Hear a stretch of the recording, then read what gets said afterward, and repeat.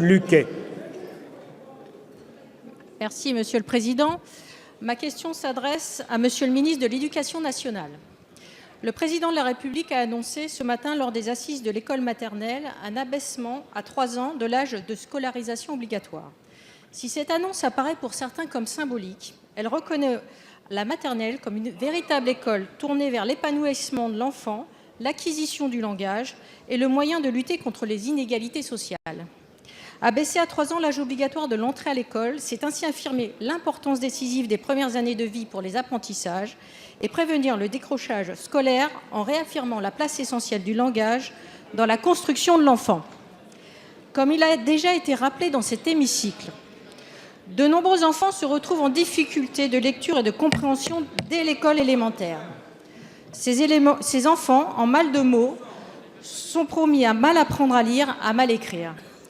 Longtemps considérée comme exemplaire, l'école maternelle connaît aujourd'hui des faiblesses en termes d'encadrement, avec en moyenne 23 élèves par enseignant, quand dans les pays de l'OCDE, cette moyenne est de 14 enfants.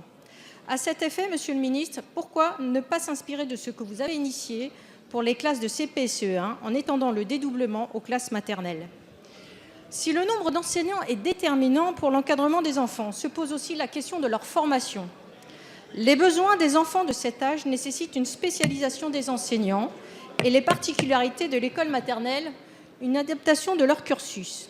Il convient également de leur donner les moyens d'être innovants pour sortir des schémas habituels, de leur laisser la liberté d'agir avec des outils pédagogiques éprouvés pour placer au centre de leur enseignement le bien-être de l'enfant.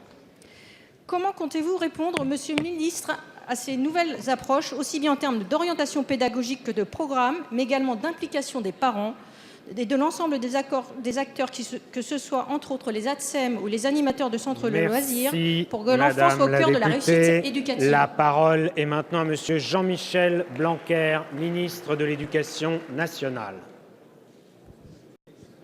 Monsieur le Président, Mesdames et Messieurs les députés, Madame la députée Aude Luquet, ce qui s'est passé ce matin au Centre national des arts et métiers, fondé par l'abbé Grégoire au moment de la Révolution française, est à marquer d'une pierre blanche.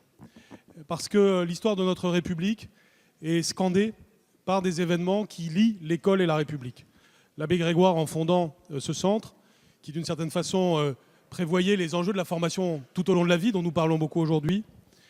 La deuxième révolution, celle de 1848, qui s'est accompagnée de l'invention de l'école maternelle, par Marie Carpentier, dont on doit rappeler la mémoire, et qui a inventé littéralement l'école maternelle pour la France et d'une certaine façon pour le monde.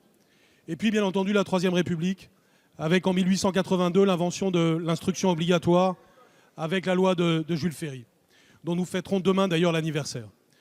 L'âge de l'instruction obligatoire n'a pas changé fréquemment dans notre histoire républicaine. Ça commence en 1882, ça se poursuit en 1936, et ça continue à l'aube de la Ve République en 1959 par la volonté du général de Gaulle. Ce qui se passe aujourd'hui est inédit puisqu'il s'agit d'augmenter l'âge de la scolarité obligatoire, mais cette fois-ci par la petite enfance, par l'âge de 3 ans. C'est extrêmement important parce que cela met le projecteur sur ce que nous savons être décisif dans le parcours de l'enfant, c'est-à-dire, comme vous l'avez rappelé, les apprentissages des premières années, de façon à faire de l'école maternelle l'école de l'épanouissement et l'école du langage. Or, même si 97% des enfants vont à l'école maternelle, le 3% qui reste représente des milliers d'enfants qui aujourd'hui se trouvent en situation d'un mauvais départ scolaire du fait de leur non-inscription à l'école maternelle. C'est pourquoi ce qui va se passer grâce à cette mesure a non seulement une portée extrêmement importante sur le plan des principes, mais aussi sur le plan pratique, puisque ce que nous visons, c'est une école maternelle pour tous, une école de l'épanouissement et du langage. Merci, Monsieur le ministre.